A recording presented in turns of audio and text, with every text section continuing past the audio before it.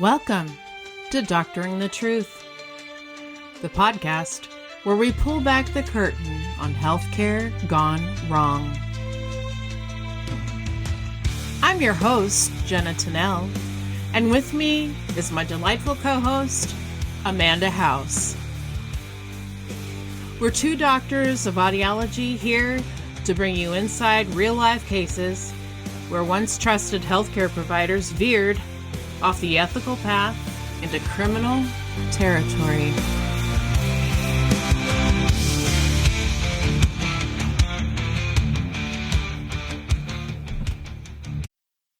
Amanda! Jenna! How you doing, Alley Cat? I'm doing real spectacular. How are you doing? Awesome. Really good. Good. Really good. Happy Monday. Yeah. Happy Montag, if you're German. Listen, we have a new Belgian listeners. Oh. I think they speak German there. So, yeah. Happy Montag. Ah.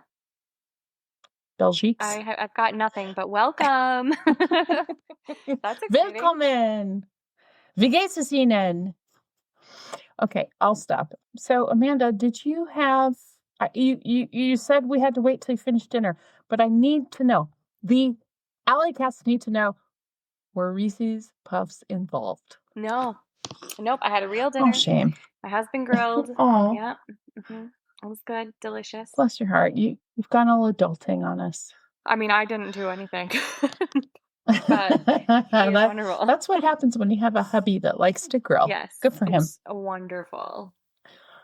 Adam, you're the best. So, do we do the obligatory weather discussion? We could, because it's effing gorgeous outside. I think this will be a rare discussion because normally we have stuff to complain about, but the weather has been gorgeous. So nice. We're talking the smoke is cleared, the humidity is down, the temperature is moderate-ish to warm. I'm loving it. And it's when you're in the sunshine, you're warm, but there's a cool breeze. Ugh, it's got me craving fall real bad. Yeah, the time of year when you can have your windows open, or you could sit out on the deck or patio without a bug just launching down on you. Yeah, that's always nice. Any hoozle, I was going to say, for the correction section, not to preempt our little banter, we can keep bantering if you want, but our correction section, I was going to say, I did reach out to the company that had the top, their pages have expired. Well, consult last week's IMI, Global IMI, top 12 medical breakthroughs for better health this 2025. And I put the link to the website in the show notes for last week. And Amanda and I were like puzzled as to what the eye tracking technology to aid surgical procedures was. Like, are they excited? Like this is what they judged as their number one tech innovation in 2025 is to like keep surgeons on track, or like, I don't know what this is. So I couldn't find anything in any of their little blogs. So I went to their contact us area and I sent them a little, please, I would like to know more about what this number one eye tracking technology actually does in order to aid surgical procedures, and have not heard back. So, oh, dang it. I was like, oh my gosh, I love this. What did they say? But wah, wah, wah. I know. Wah, wah, wah. Well, I bring it up so we can stay interested in it because hopefully they'll get back to me and maybe we'll have something to share. So I did try to follow up. Yeah. Okay. Well, we will wait for an update. Yeah. Amy or whatever. Amy medical stuff. Please reply. So what are we talking about this week, my dear? Well, so we're still not talking about the one that I was working on forever now because I'm still not done reading the books that I have. I will say that I had guests at my house the last 4 days. That's so hard. So that took like a big chunk of time. And obviously I didn't have time for reading. Yeah, because you can't just go, okay, enjoy yourselves, talk amongst yourselves. I'm reading, you know. Yeah. Yeah. So then I thought, okay, I can like have like part of Sunday and Monday. And then I opened the document again today and I was like, oh my God, I only have 5 pages still and I have to read. There's no way I can do this. So unfortunately for myself, I did the same thing that I did last week, which was do a case from start to finish today. Yay. Listen, you did a bang shoot job last week. I'm so excited to hear what we have this week. It just keeps us excited to hear what's coming in the future. And we all know that you're basically doing such a deep dive in the research. We can't wait to hear about the your unique perspective on Jolly Jane that we may not have heard in other cases, other coverings of this case. Your dedication. Well, thank you. Yeah, I did say to myself last week, I will not do that to myself again. And here I was today, and I told my husband, I'm not doing this to myself again. So I hope that I do this case justice, and I hope that you guys will all enjoy it. I'm sure you will, because there's something to be said for, like when you're cramming for a test in high school and you cram the night before instead of just like doing it the way you're supposed to, like slowly over the weeks or whatever. Yeah, literally my educational career. If you cram yourself, exactly, same. You're totally immersed in it. There's no one that's more expert in that subject than you because you have deep dive and lived and breathed it for that full day or 2 days that I was going to say dove into it. So bring it, girl. What did your deep dive show us? I will tell you after we hear from our first sponsor. Okay. Well, I have to tell our listeners, our first sponsor I'm really excited about because unless it's Reese's Puffs, Oh my gosh. my favorite dinner is Indian food. So if you're craving, Love Indian food. yes, yes. If you're craving real Indian food without the hassle of cooking from scratch, because let's face it, it's a lot. The Cumin Club brings over 30 authentic regional Indian dishes straight to your table in just 5 minutes. Crafted by expert chefs and made with freshly ground spices and real ingredients, these freeze-dried, preservative-free meals capture the bold, vibrant flavors of India's culinary heritage. There's no fridge needed, just add hot water or heat and enjoy. With meal plans starting at just $4.99 per serving, it's an affordable, flavorful alternative to takeout.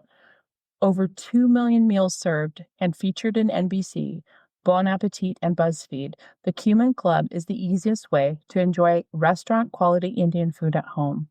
I can just smell it now, just talking about it, all Same. that Oh my fragrant. gosh.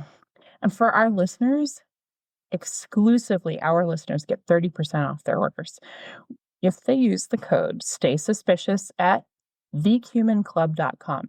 That's 30% off your order with the code Stay Suspicious at thecuminclub.com. That sounds so good right now, even though I just ate dinner. Indian food always Same. sounds good. Always. All right. Well, my friends, there is no time like the present to just hop on in. So, shall we? We shall. Okay. In the sterile corridors of American hospitals, patients expect healing, professionalism, and safety. They trust medical personnel with their lives, often literally. But what happens when that trust is violated in the most horrific way possible? In this episode, we'll explore the case of the largest hepatitis C outbreak in American history. Interesting. Mm-hmm. This case explores how actions can devastate lives and even expose deep flaws in hospital oversight and national hiring practices. Among the heartbreaking stories is that of Lucy Starry, a beloved mother and grandmother who pursued life-extending heart surgery only to be given a death sentence by someone who should have never been allowed near a patient. Oh. Born in 1919 in Elmira, New York, Lucy Starry was the daughter of Italian immigrants who arrived in the United States through Ellis Island. Despite the challenges of a new life in a new land, Lucy grew up with determination and hope. She fell in love, married, and raised 4 daughters. Though she never had the opportunity to attend college herself, she often shared with her girls her dream of becoming a nurse. Fittingly, two of them would go on to pursue that path, dedicating their lives to the profession she so admired. Oh, I love that for her. I know. Lucy remained in good health for most of her life, staying active and independent well into her 80s. But when she began to experience shortness of breath, she was diagnosed with aortic stenosis, which is a narrowing of the heart valve. Her doctors recommended valve replacement surgery, and Lucy turned to her daughters, naturally, for advice. One daughter, Kathy, who had worked as an operating room nurse for 20 years.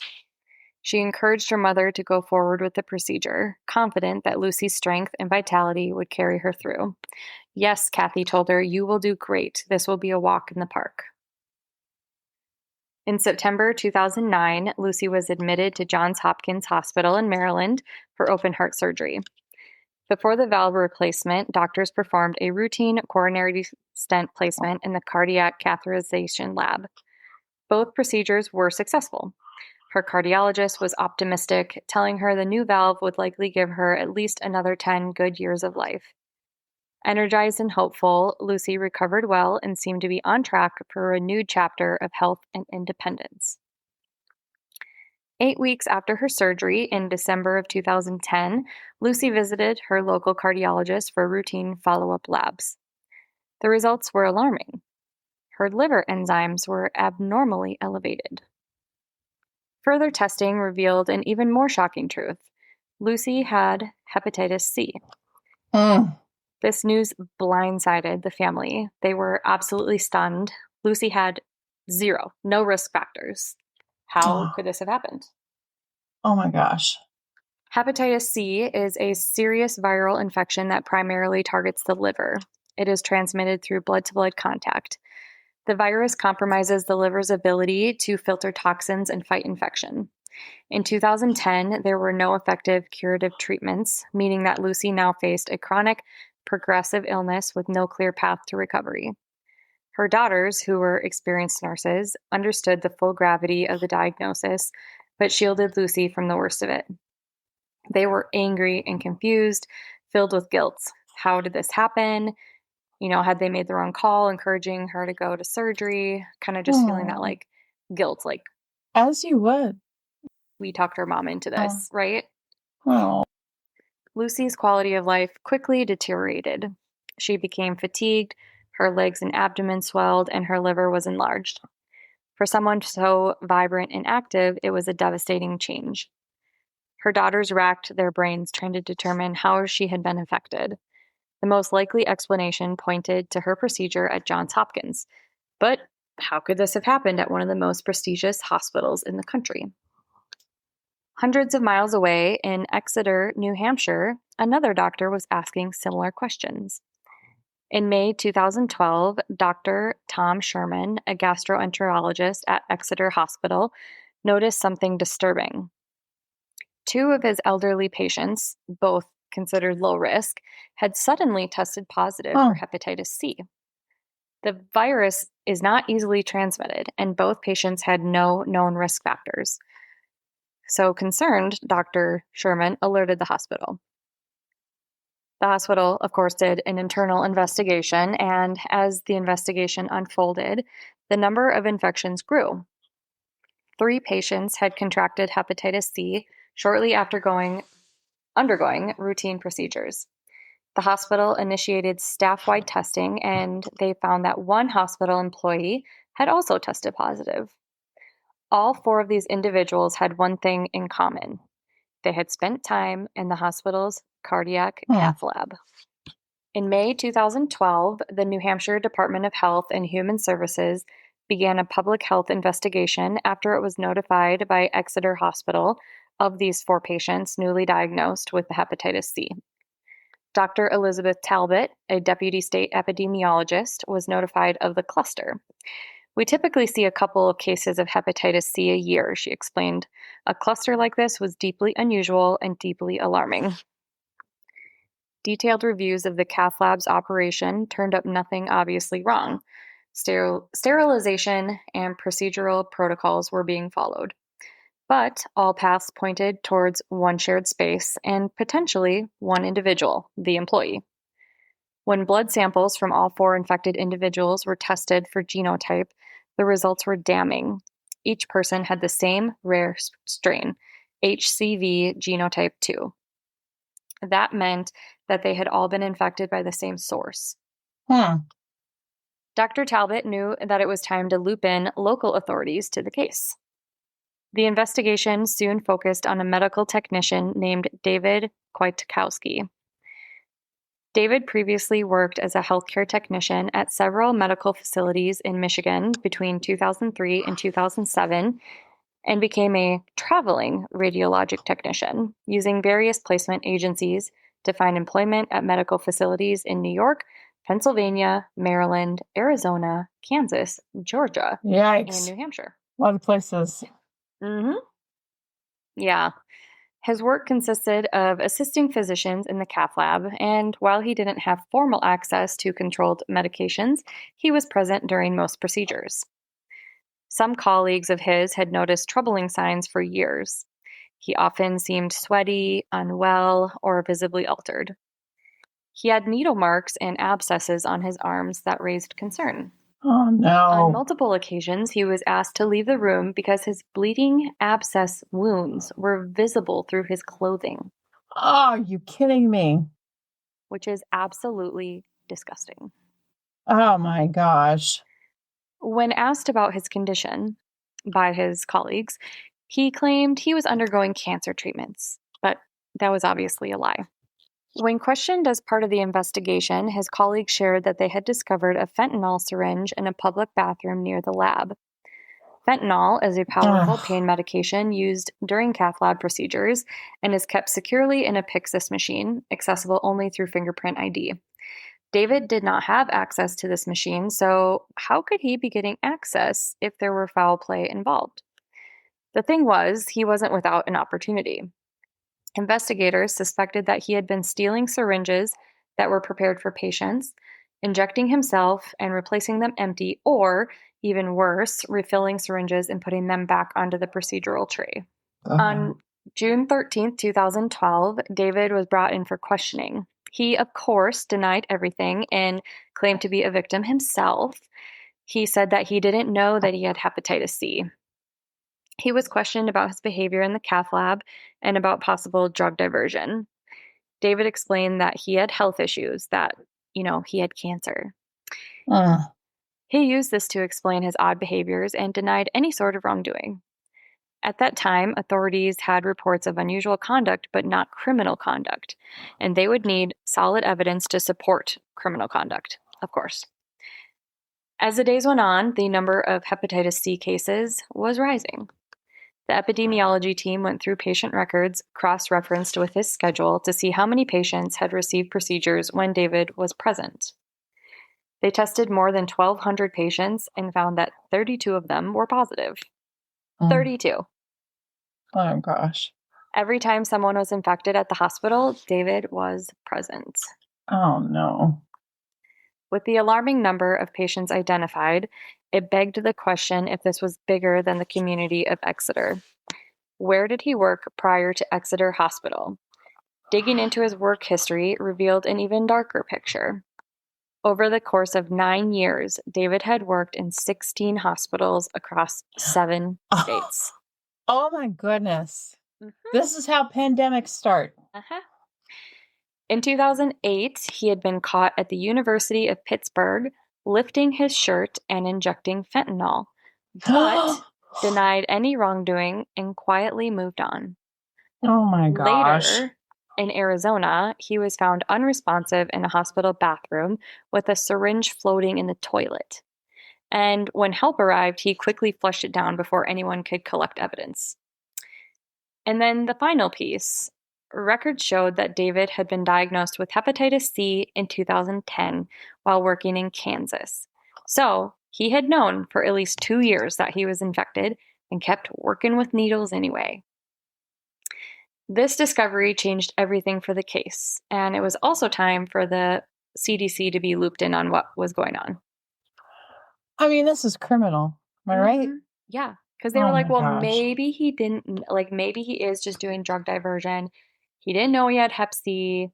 Like, But even drug diversion, he oh, didn't yeah, pay any consequences for that, right. which would have at least prevented him from continuing to harm people. Oh my gosh. Yes. This is crazy. And it was just like, oh, I might be getting in trouble here, so I'm just gonna slip away into the night and go get a job somewhere else.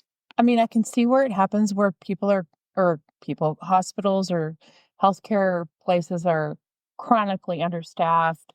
And so they do these ad hoc staffing situations, these per diem situations. How would you keep track of that across multiple places? Especially when it's a position that we'll get into a little bit later, but it's not a board certified, or like there's not a board that manages this type Yeah, of position. So, like, if there were any disciplinary action, right. that doesn't follow you Oh because my you're not God. under a regulatory board. Oh God. Okay, well, I hope that we find out that this changes, but I don't know. Okay. Should carry on. Yes. But before we get more into that, we are headed into the Sure. chart note Oh. segment. I was gonna join I preempted you. Where were we headed, Amanda? into the Chart. chart note. Oh. Ooh, that felt nice. Welcome to the chart note segment where we learn about what's happening in medicine and healthcare. So, just a quick note because you may be curious if there is a treatment for hepatitis C now in 2025. The answer is yes, there is. Yay. Hepatitis C is generally curable with direct acting antivirals or DAA medications that are taken orally. The treatment is typically 8 to 12 weeks and cures over 95% of patients. Yay! Yay. And this is usually without significant side effects. And of course, treatment can be longer depending on individual factors, but Yeah. yay! Yay. Good news. So, okay, let's get into the chart note, which is also exciting news. Yay. Yay! Another yay. Yay! Yeah. So, Northwell Health recently conducted a groundbreaking clinical trial using a vagus nerve implanted chip to treat rheumatoid arthritis, Nice. which I will call RA now. This innovation, known as the set point system, is the first technology of its kind and has now received FDA approval as of July 31. So, like, Ooh, literally, fresh. yes, a couple days ago. And so that made it eligible for prescription use. Dr. Wow. Kevin Tracy, president and CEO of the Feinstein Institutes for Medical Research at Northwell, emphasized the novelty of the approach, stating that doctors traditionally think of treating RA with pills, injections, or physical therapy, but now they can consider a computer chip as an option. Developed by Setpoint Medical, the system is a neuroimmune modulation platform designed for patients with moderate to severe RA who haven't responded well to conventional therapies. The chip stimulates the vagus nerve once daily, triggering the body's anti inflammatory and immune restorative pathways. Murthy Simbaltha, CEO of Setpoint Medical, called the approval a transformative milestone. How cool is the name Murthy? Murthy. Murthy. That's Gonna really love cool. it. And we're I going to do focus too. on Murthy because there's so many consonants in the last name. So let's restart that, friends. Sure. Murthy S., who's the CEO of Setpoint Medical, called the approval a transformative milestone in autoimmune disease management. The system will roll out in select U.S. cities this year with plans for nationwide expansion in early 2026. I mean, I think his last name is Simhamblata. Yeah, exactly. Simhamblata. Blah, blah. Yeah. Wow. Okay, I'll cut all that out. You did a good. Simhamblata. Yeah. Yeah, what she said. So, Northwell Health hosted the clinical trial as its newly opened Center for Bioelectronic Medicine, where the device showed positive patient outcomes. One patient is Don Steiner, a 58-year-old speech and language pathologist from Oh, Massapequa, Massapequa. who suffered from Sorry. RA for 15 years and had failed 8 medications, unfortunately. Oh. So after she joined the Reset RA trial, she reported dramatic improvement within a week of implantation. Oh my gosh. That's crazy. And now, I know. That's more than just placebo. I mean, it's not like, oh, I've got a thing and now I For feel real. better. No, that's wonderful. Yeah, right. Yeah. Especially because now, 2 years later, she says she feels the best that she has in decades, Oh, which speaks volumes to it how this thing is does. working. She was previously feeling debilitated and spending most of her time in bed, and now she enjoys walks and weekend trips, and we love that for her. I love that for her. Oh my gosh. Steiner also spoke on the value of clinical trial participation, expressing pride in her role in advancing medicine. They need people like us to do things like this and give it a try, she said. Oh, bless you, Steiner. Oh, Dawn. Oh, I'm so glad you're feeling better. Thank you, Dawn. Yes. Dawn. Dawn. Thank you. Dawn, thanks. So she's from Massapequa, so she talks like this maybe a little Dawn, bit. I hope so. Thank you, Dawn. Dawn Steiner. Listen, we Steiner. need people like you. And I'm glad you're feeling better, you know? Yeah. Power to the people. Okay, back to the story. I tried to do it like Wah, that wah, 3 wah. hours I know. later. Yeah. 3 hours later. Okay, so authorities and Dr. Talbot worked closely with the CDC for the remainder of the investigation. They knew that they needed to identify all of the people who were under David's care in all of the hospitals. Hospitals across the country were put on high alert. If David had worked in their cath lab, every patient who had come in under his care had to be notified. The CDC recommended that more than 12,000 patients seek testing to determine whether they were infected. Holy smokes, that's a lot of people. That's a lot of people. And can you imagine getting that letter in the mail? Hi. Yeah. You might have been infected with hepatitis C when you were here. Please come get tested. Like, what? The anxiety. Goodness. Yeah. So it's my anxiety. Anxiety. Testing revealed that 32 patients who were treated at Exeter Hospital, 6 patients who were treated at Hayes Medical Center in Kansas, 6 patients who were treated at Johns Hopkins in Maryland, and 1 patient who was treated at the VA Medical Center in Baltimore, Maryland, were positive and carried a strain of hepatitis C that had been genetically linked to the viral strain in which David was also infected. Douchebag. Thanks, David. This was now the largest hepatitis C outbreak in American history. I mean, yeah, understandable because it should be gone. Yeah. We shouldn't be dealing with it anymore. Yeah. On July 15th, 2012, 60 days into the federal investigation, a major break came. Law enforcement received a tip that David had tried to harm himself. He was located in a hotel room in Boxborough, Massachusetts. Officers found him in a deeply disturbed state, likely intoxicated and definitely experiencing a mental health crisis. He was transported to the hospital emergency room for care, and while he received treatment, authorities obtained a search warrant to search his car, which obviously was still parked outside of the hotel. Inside of his car, they found a syringe labeled with a blue sticker that was marked fentanyl, exactly like the ones that were used at Exeter Hospital. That's how they marked their syringes. Wah, wah. Wah, wah. This was the breakthrough that they needed. The syringe was tested, and it came back positive for David's shitty DNA. Shock. Dun, dun, dun. It placed him at the scene and tied him directly to the drugs that were used at the hospital. Authorities finally had what they called their smoking gun. Their smoking fentanyl syringe. Yeah. David was arrested at the hospital bedside. Oh, wah, wah. And it was only then that he started to confess. It's because he was caught.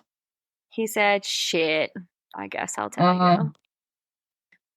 What he revealed was horrifying, of course.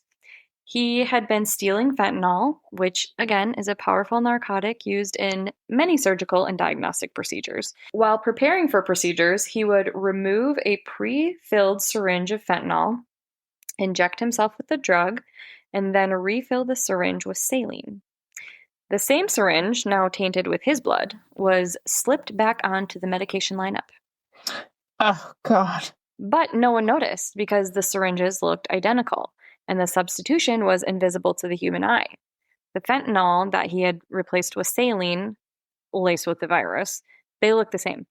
They're just clear liquid. Oh, my God. Yeah. So he admitted to doing this at hospitals across the country as well. And he told investigators that he had been stealing drugs since at least 2003 and swapping syringes since at least 2008. Oh, my gosh. First of all, not only is he potentially killing people with a virus, but they aren't getting their fentanyl. I mean, Exactly. the fentanyl was prescribed for people who need to undergo procedures or are in extreme pain. So he's replacing it with saline and a little bonus virus. Like, Exactly. this is disgusting. That's horrible. Horrifying. And it was noted through this investigation that like a higher number of patients were like in increased pain during procedures, and they were like, well, what the hell? But they didn't know they were getting saline. They thought they were getting fentanyl. Absolutely. Yeah. So then they would give them another dose, Yeah. seemingly, or so they thought, of fentanyl, and then they finally were like, okay, that's a little better. But it's like, yeah, because you got fucking saline the first time. How traumatic for the patients, not to mention the risk of the virus as well. Mm-hmm. Yeah, absolutely. Hmm. Authorities knew that it was going to be difficult to prosecute this fucker for infecting patients with hepatitis C because proving intent in such a case would be nearly impossible. But diverting controlled substances and tampering with consumer products would be an easy conviction. He was formally charged with 7 counts of obtaining controlled substances by fraud and 7 counts of tampering with consumer products. Each charge carried significant prison time, and in total, he faced up to 100 years in federal prison. Well, thank God for that. Yeah. I mean, we all know he's not going to get anything close to that, but he does get something. But I mean, yeah, because we all know that he was negligent in that he was stealing the drugs and giving people who needed painkillers saline, even if he didn't know, which I doubt he didn't know, that he was sick with hepatitis C. Well, he knew for at least the last 2 years. Oh, that's true. Yeah. Out of the 5 years, there were 2 years that he knew. You're right. Yeah.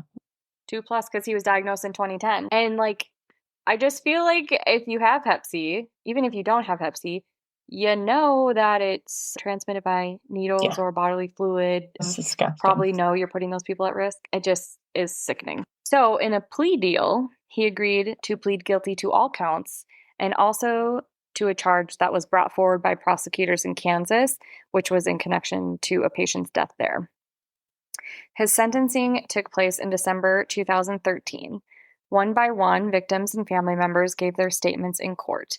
Many spoke of pain, betrayal, grief, and lingering health complications. Some had forgiven them, others had not. David kept his eyes on the floor. I don't blame the families for hating me, David later said after hearing 20-plus statements from people, the infected and their relatives. I hate myself, he said. Okie dokie. He was sentenced to 39 years in federal prison. U.S. Prosecutor John Kwiatkowski said the 39-year sentence imposed today ensures that this serial infector will no longer be in position to harm innocent and vulnerable people, extinguishing once and for all the pernicious threat he posed to health and safety. This prosecution surely heightened public awareness of the problem of drug diversion in medical settings, and the defendant's convictions and sentence represent a major step forward in redressing the catastrophic consequences of his selfish and reckless behavior. While no sentence of incarceration can restore his victims to their former state of health, I hope that bringing this defendant to swift and certain justice will give them some peace of mind as they confront the uncertainty of living with the hepatitis C virus. Special agent in charge, Vincent Lissy of the FBI Boston Field Division, said, "This was a heinous crime that touched so many of us in New Hampshire and in several states throughout the country. When you go into a hospital for treatment, you should be able to trust that someone like David Kwiatkowski would not steal pain medication intended for you and infect you with a deadly disease instead. We are pleased to see justice served today, and we hope that this lengthy sentence will deter others who might be tempted to prey on vulnerable patients. We are grateful to all the federal, state, and local investigating agencies that took part in this unprecedented investigation, and to the leadership of both the United States Attorney John Kakavas and Assistant United States Attorney John Farley, who worked tirelessly to bring justice to the many victims of this case. And most of all, we are deeply thankful to the numerous victims who selflessly shared their time and extremely personal information with investigators under such difficult circumstances. They are the true heroes in this investigation. Though faced with difficult circumstances themselves, their extraordinary cooperation and information were the backbone of this investigation." In addition to his terms of incarceration, he will be placed on supervised release for 3 years following his release from prison. When he is released in 2046, which, let's be honest, it'll probably be before then, but if he is in there till 2046, he will be 61 years old at the time of his release, and he will be permanently barred from working with any controlled substances. In the aftermath of the trial, there was at least one silver lining. In 2014, legislation was passed in the state of New Hampshire, that created the first ever board of registration for medical technicians. So for the first time, hospitals in the state had a system to communicate with one another about the disciplinary histories of techs and other temporary healthcare workers.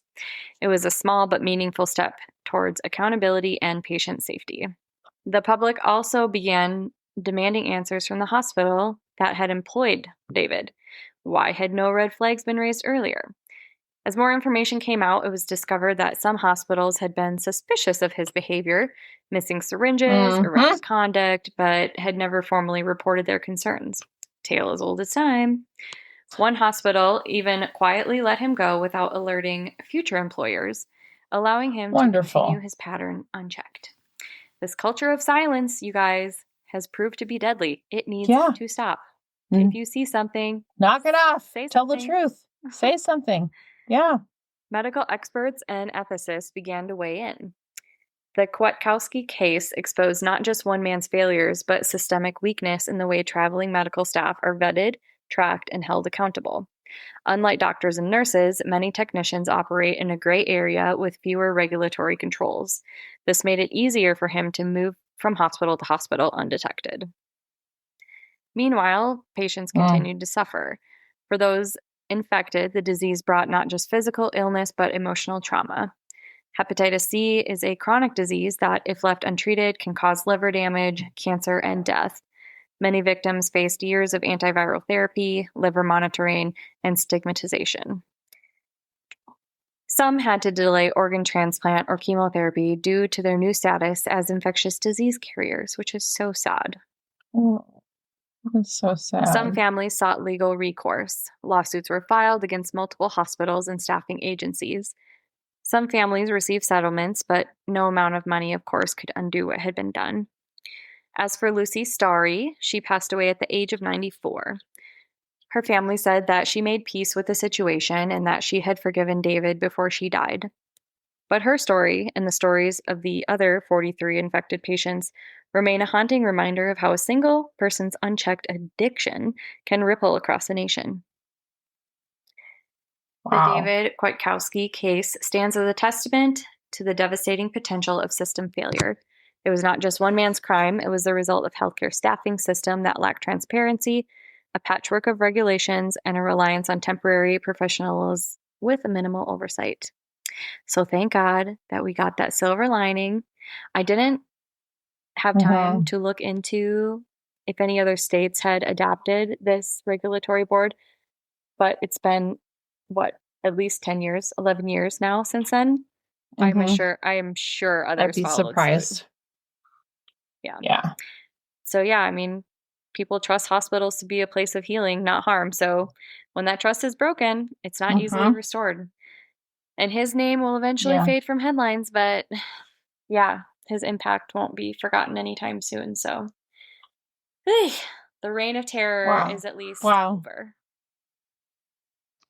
You know, you think like, okay, we've known about drug diversion. I mean, this has probably been a thing since the dawn of drugs, healthcare drugs, at least, and people who work with them. But the fact that it's not just about the diversion of drugs and the fact that the person who needed the drug didn't get the drug, but the fact that the person who stole the drug is now infecting the Mhm. person who needed the drug, didn't get the drug, and now they got an infection instead. I mean, it's just so crazy and harmful and wrong. And I mean, people like you and me who would never think about this sort of thing, we would Right. never think that this is something that could happen.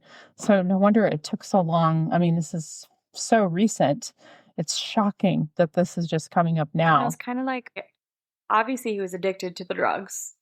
So it's like, Yeah. maybe he wasn't trying to actually harm people. Like, I can see why they were like, we can't take the serial killer angle in court because, like, that's going to be Hmm. impossible to prove. But it's the fact that actually you did know that you were diagnosed. Like, I just can't look Yeah. past that. And he didn't No, care because he just he needed just his needed it. fix. And then Yeah. when you hear about fentanyl, you always hear about overdoses and like how strong and dangerous and Mhm. everything. But if he was getting just a little syringe every now and then, Mhm. not enough to Mhm. take him off the map. He's getting his fix, and the reason it was a Yes. little syringe is because the patients needed respite from their chronic pain, from whatever they'd had, their procedure or whatever. And then he add insult to injury, not only are they in greater pain, but now they're exposed to infection. And at the time, there was no curative It's disgusting. medication or anything, treatment. No. Yeah. Ugh, Yeah. I guess I've always thought about, oh, drug diversion, that's terrible because then patients aren't getting the drugs they need. But like him yeah. reusing the needles and stuff, like, I'm like, that's it double Yeah. injury.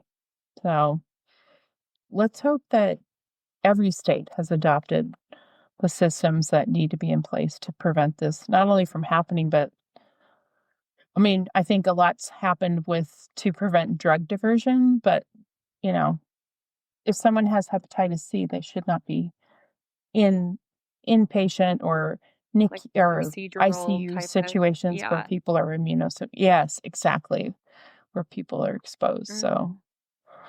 oh, well, thank you for bringing that You're up, that was welcome. fascinating. Hmm. I appreciate you. Shall I do sponsor two? Sure. We have another sponsor. Sure. So it's a sponsor, I've talked about before. Currently taking advantage of them right now. Have you been looking for activewear, guys, that keeps up with you? Well, you could be like me and try Handful Activewear. It is created by women for women, so you know that shit's comfortable, designed to move with you through every workout and everything after, or like your regular day, like me, carried me through all this research. Whether you are on the mat, the trail, running around, or working on your podcast, Handfuls sports bra and compression leggings deliver comfort, support, and style that last all day. With moisture wicking fabric, flattering fits, and sleek designs that transition from gym to street, which I'm not running around in just a sports bra. But anyway, this isn't just workout gear, it is confidence that you can wear. Handful is all about empowering women through functional, feel good apparel that works as hard as you do. Ready to upgrade your activewear like I did? Head to handful.com and don't forget to use our code Stay Suspicious at checkout for 30% off your order. Again, that is handful.com with our code Stay Suspicious for 30% off your order. Yay! That's a good discount. Yay! I showed one of my friends the Mm, bras last week and she mm. agreed. They are so cute. And I don't know why I'm so obsessed with the like how it tells which padded whatever to put back in which side and like Yeah. because when those You things come out, no, it's like left sock, right sock. You're like, "What?" Yeah, no. I love that. they're always like such a pain in the neck to get back in. And then they're all freaking lopsided. Yeah, and then you're like, your freaking tits look all weird because it's like you're freaking just the little shits in there wrong, and you're like, it shouldn't be this freaking hard. So honestly, like that, I I feel like love that's that. such a little exactly. You can just hold up your little hand and you know which one to put where, and then your boobies aren't all lopsided because the damn I cat. know. Nobody does, really, honestly, but God, I'm just like, thank you so much for drilling that home. I don't want to be lopsided, okay? For what? I love that. I love that. Listen, You don't want your high beams on, but you don't want to be lopsided. Handful spent. Send me a special coupon. you deserve it. Just for that. Listen, Dad, don't listen. Oh, but I was the one that just said maybe they should make guys stuff that is, left and right and whatever. So awesome. Thank you Yeah, you're to welcome. our sponsor. Maybe we've come up with more handful ideas. All right. So we have a medical mishap on our hands. Yeah. Speaking of hands full. Is this for me? Hey, is this for me to read? Yep. Did you look at Okay. it yet? No. I mean, Oh. that would be cheating. Oh, I didn't know. No, I don't read. I don't skip ahead. All right. So this email starts, hello. So I'm a physician assistant in an ear, nose, and throat office. You guys know me personally, but this can be kept anonymous. Crying, laughing emoji. I was cleaning a gentleman's ears, which is pretty common in an ENT practice. This man previously had a cochlear implant, which for anyone unaware is a surgically implanted device that allows patients with severe sensorineural hearing loss to hear. This is typically implanted through the back of the ear into the cochlea, so not normally in an area that's accessible during an ear cleaning, which involves only the ear canal and maybe the eardrum. I was cleaning this gentleman's ear and saw something that looked like a foreign body in his ear, which should have been a red flag knowing his history. As I was grabbing the nearby piece of wax, the mystery material pulled out with it. Blech. The patient darn near leapt off the exam chair when I re-looked in his ear and saw what was clearly a wire. That's right, his cochlear implant device had somehow become displaced from his cochlea and was poking through his eardrum, which I then pulled further through the eardrum. I grabbed our nearest audiologist, our dear friend. Did I say her name? Beep. Beep. Our dear friend Beep to confirm what I knew to be true. I then called the surgeon who was thankfully able to get him into the OR within a few days and replace his device, and he thankfully retained his hearing. This was one of the worst days of my 7 years of working in ear, nose, and throat, but I'm so thankful that the patient didn't lose his hearing from this incident. The trauma. The trauma. This individual sent me a picture of it in the ear canal, and it makes you shudder. Yeah. So this thing should be in the inner ear, and it was pulled out through the eardrum as it had migrated. I will say, I do happen to know about this case, and this individual is perfectly fine. He did say that was the most horrific pain he's ever had in his entire life. I mean, he keeps coming back to us, so. And I just told him, listen, dude, you know what? Let's use mineral oil from now on to clear the wax. And he said, I agree. Bless his heart. So it's all good, but. Thank you for sharing your story with us. Yikes, Rooney. So, Jenna, what can our listeners expect to hear next week? Well, I don't know. I feel like your episode inspired me on the whole serial infector business, and I'm thinking maybe I need to go all old-timey historical and do Typhoid Mary. What do you think? Oh, yeah. You think? I mean, it's always fun to go back in history. Yeah. Okay. Maybe I'll do Typhoid Mary. Okay. All right. I love it. Let's do it. So until then, Alley Cats, don't miss a beat. Subscribe or follow Doctoring the Truth wherever you enjoy your podcasts for stories that shock, intrigue, and educate. Trust, after all, is a delicate thing. You can text us directly on our website at doctoringthetruth@buzzsprout.com. Email us your story ideas and comments at doctoringthetruth@gmail.com. And be sure to follow us on Instagram at Doctoring the Truth Podcast and on Facebook at Doctoring the Truth. We're also on TikTok at Doctoring the Truth and EdAud Pod. So that's EDAUDPOD. Don't forget to download, rate, and review so that we can be sure to bring you more content next week. Until then, stay safe and stay suspicious. Don't be suspicious. Bye.